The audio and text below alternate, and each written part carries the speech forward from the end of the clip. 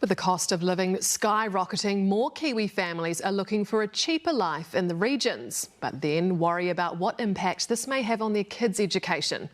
And then there are children who are bullied at school, who fear walking through the school gates every morning. One answer to all this, it seems, is online education, with the number of students enrolling rising significantly over the past few years. National correspondent Amanda Gillies has the story. Lunchtime in paradise, and 14-year-old Bella Breen is pounding the sand, training for cross-country. She's here every day, twice a day. Her school timetable allows it. She's an online learner. I wanted to have access to a better education so that I can have a better chance at going to medical school, and it also allowed me to have a lot more flexibility so I could do a lot more training for my running. Living in rural Coromandel after life in central Auckland, Bella enrolled in the Crimson Global Academy, or CGA, at the beginning of last year, turning her back on the traditional classroom and the social problems that can come with it. There's a lot of drugs and bullying problems at the local high school, and I didn't want to be involved in that, and I just didn't want any distractions from my education, so I thought that online schooling would be best. It's completely self-run. She does everything herself. We don't check in on her through the day. She does everything. And then we check up once a week to see that she's attended all her classes and done all her homework, but it really all comes from Bella. She does everything herself. What's B&N? Brain and neuropsychology. Last year, she was named her year's top student before being advanced to Year 11. She already has her eye on Stanford University and its track team once school finishes.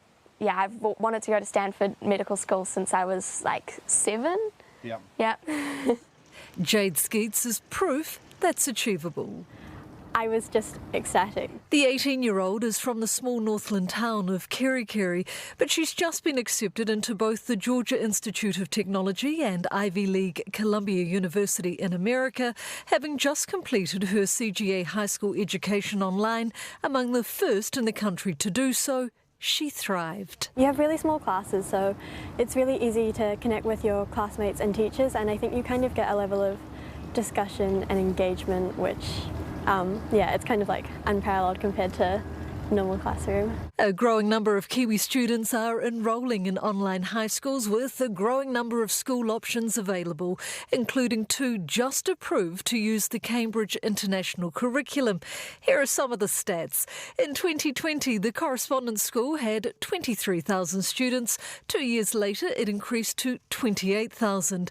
CGA had 12 students in 2020. That increased to 128 in New Zealand in 2022. With 1,600 students worldwide. In 2022, Mount Hobson Academy had 56 students. A year later, this rose to 200. And in that same period, Amana Christian School went from 20 to 78 students. So what has prompted the increase? Well, families we spoke to said it gave them better access to great teachers, alternative curriculum, the freedom to live anywhere, and the elimination of bullying. The downside can be the cost. It can rival top boarding schools and the lack of social interaction. When I first moved to fully online, there was a bit of an adjustment period. I wasn't used to being on my own so much, and I think I questioned my decision a bit, and I know a lot of families going in, they're like, what happens to your social life? The social side of things can be a bit up and down.